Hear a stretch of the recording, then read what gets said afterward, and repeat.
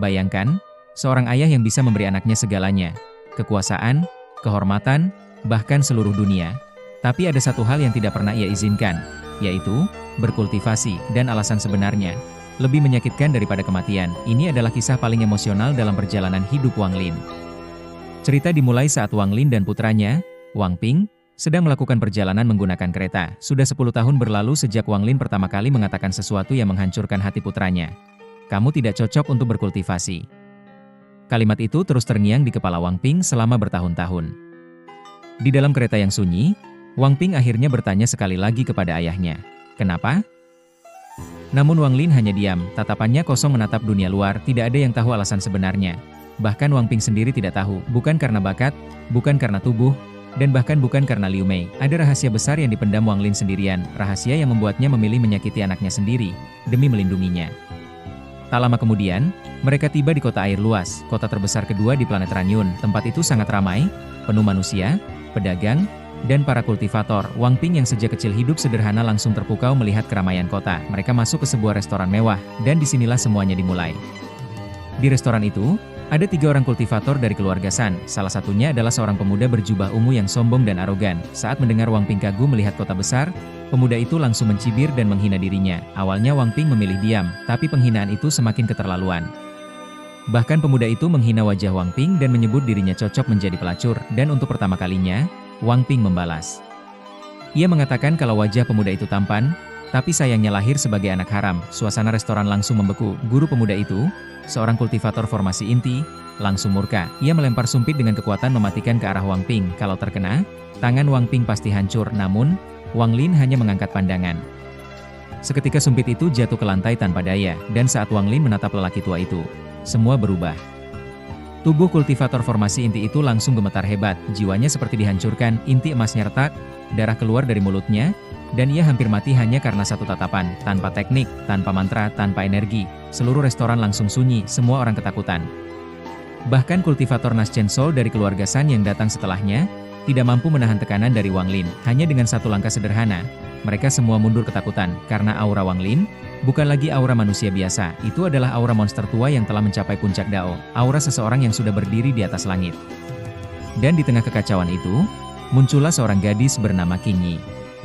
Berbeda dengan yang lain, Qing Yi justru mencoba menghentikan gurunya sejak awal. Dia baik hati, lembut, dan langsung tertarik pada Wang Ping. Begitu pula sebaliknya, untuk pertama kalinya, Wang Ping terlihat benar-benar tersenyum dari hati. Wang Lin melihat semuanya, dan seperti seorang ayah biasa, ia mulai menggoda anaknya sendiri.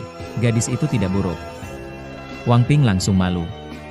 Setelah kejadian itu, keluarga San mulai panik. Mereka mengirim kultivator kuat untuk mencari identitas Wang Lin, dan saat akhirnya mereka sadar siapa dirinya, seluruh keluarga San langsung ketakutan, karena orang yang mereka provokasi adalah Sumu. Monster legendaris yang pernah mengguncang seluruh wilayah utara Tata Bintang Al-Heaven. Orang yang bahkan keluarga besar pun tidak berani lawan. Mereka baru sadar, ucapan Wang Lin waktu itu bukan ancaman kosong. Sekali ini saja. Kalimat itu berarti, kalau keluarga San berani mengulanginya lagi, mereka akan musnah. Setelah itu, Wang Lin membeli sebuah rumah besar dan tinggal di kota air luas bersama Wang Ping. Namun suatu malam, Wang Lin mengatakan sesuatu yang mengubah hidup putranya. Ia berkata, 8 tahun petualangan, dan 30 tahun kekayaan. Semua itu akan ayah berikan padamu.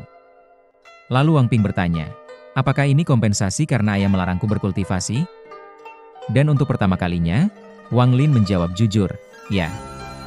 Tapi saat itu juga, kesedihan memenuhi hati Wang Lin, karena sebenarnya, bukan Wang Lin tidak ingin putranya berkultivasi, tapi, Wang Ping memang tidak bisa berkultivasi, dan alasan itu, adalah luka terdalam dalam hidup Wang Lin. Namun Wang Ping tidak menyerah pada hidupnya. Ia berkata, kalau aku tidak bisa menjadi penguasa di dunia kultivator, maka aku akan menjadi penguasa tertinggi di dunia manusia.